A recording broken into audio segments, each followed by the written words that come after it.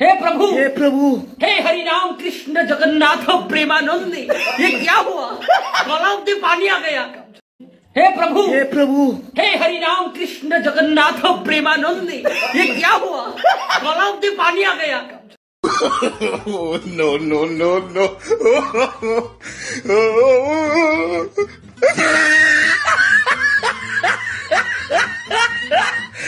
छात्रों को राजनीति से दूर रहना चाहिए हैं?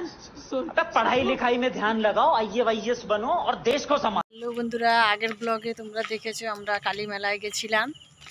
তো সেই মেলাতে তোমাদের ঠাকুর দেখাতে পারিনি, তো আজকে যাচ্ছি। আমরা তিনজন যাচ্ছি। এই যে আজকে বেশি কেউ নেই, কারণ মেলাটা অনেক দিন হয়ে গেল, তো এখনও অনুষ্ঠান হচ্ছে, তাই জন্য আমরা যাচ্ছি দেখতে। তো আজকে যাই, দেখা যাক তোমাদের ঠাকুরের মুখ দেখাতে পারি নাকি, আর আমরাও ঠাকুরের দর্শন করতে পারি নাকি। আমরা মেলার কাছাকাছি চলে এসেছি, তো একেবারে মেলায় গিয়ে তোমাদের সঙ্গে দেখাবো।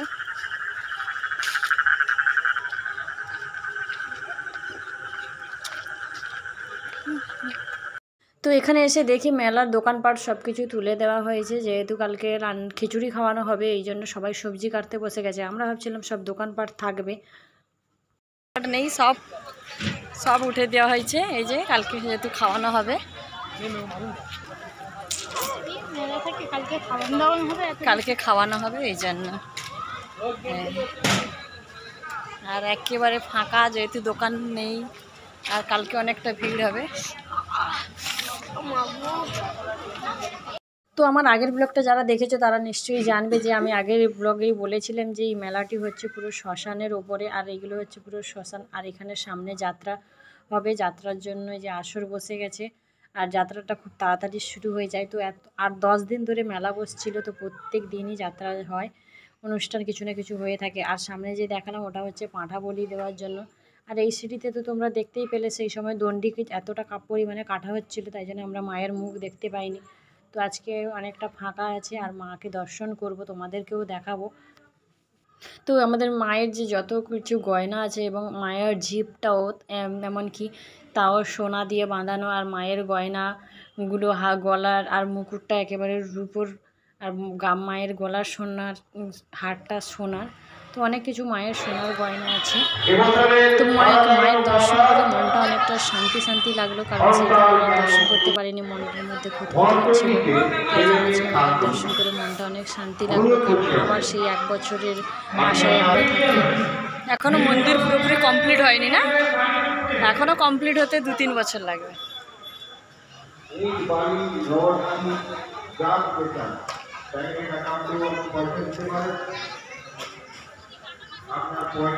এইগুলোই কালকে খাওয়ানো হবে, এগুলোই তো বসাই খাওয়ানোর জন্য, এগুলো বসাই না, নিচে বসাই না, আর হ্যাঁ নিচেও বসাই, হ্যাঁ নিচেও বসাই, এগুলোই বসাই এই যে খাওয়ানোর জন্য।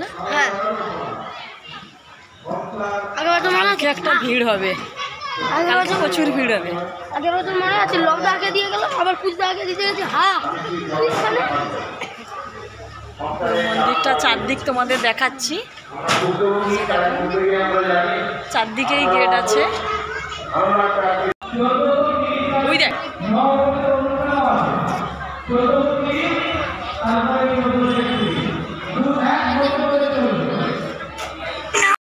আর এদিকে যাত্রা দেখার জন্য কত দর্শক জমা হয়ে গেছে, আর যাত্রারও সিন পড়ে গেছে, যে ঘন্টির দিয়ে যে যাত্রা শুরু হয় সেটা শুরু হয়ে গেছে। তো যাত্রা শুরু হয়ে যাবে আর কিছুক্ষণের মধ্যে, তো আমরা যাত্রা রাত হয়ে যাবে, তাই বাড়ি চলে যাব। 3 জনে এসেছি। এত বড় মন্দির নির্মাণ হচ্ছে আপনাদের প্রত্যেকের সহযোগিতায়। 1928 সালে এই মন্দির পুজো শুরু হয় এখানে, যতদূর তথ্য পাওয়া গেছে। শুনলে অবাক হয়ে যাবেন, তখন তো কারেন্ট ছিল না, পুরো এলাকাটা অন্ধকার, জঙ্গল। এই কৌশলটা দিঘি বিশাল বড় চেহারা ছিল, বড় দিঘি ছিল। গুটি কয়েক লোক রাত্রেবেলা ঢাক বাজি আসতো এখানে। মায়ের খড়ের চালার মন্দির ছিল, ওনারা কেউ নেই আমাদের মধ্যে। যারা এখানকার পুরনো লোক তারা এখানে এই মন্দিরের রহস্য জানেন, তাই জন্য বলছেন ওনারা বসে। তো 1928 সালে নাকি এই মন্দির তৈরি হয়েছে, আর এই মন্দিরের কাজ এখনও পুরোপুরি কমপ্লিট হয়নি। আজ থেকে প্রায় 3-4 বছর আগে থেকে মন্দিরের কাজ চলছে, এখনও কমপ্লিট হয়নি। আর মন্দিরটা ছিল অনেকটাই ছোট, তোমরা সব শুনতে পেলে। আর এই যে জায়গাটা টিনের চালাটা দেখছো, এইটা পুরোটাই শ্মশান। এইখানে মানে মৃতদেহ পোড়ানো হয়।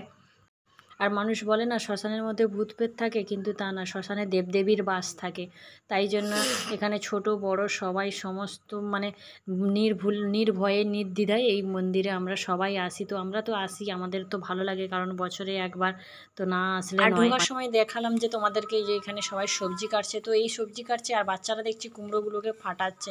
এত বড় বড় কুমড়ো বটিতে কাটা সম্ভব নয়, তাই জন্য সবাই এদের কাছারে কাছারে ফাটাচ্ছে। আর এইগুলো দেখতে আমাদের তো খুবই মজা লাগছিল, তাই জন্য আমরা দাঁড়িয়ে গেলাম।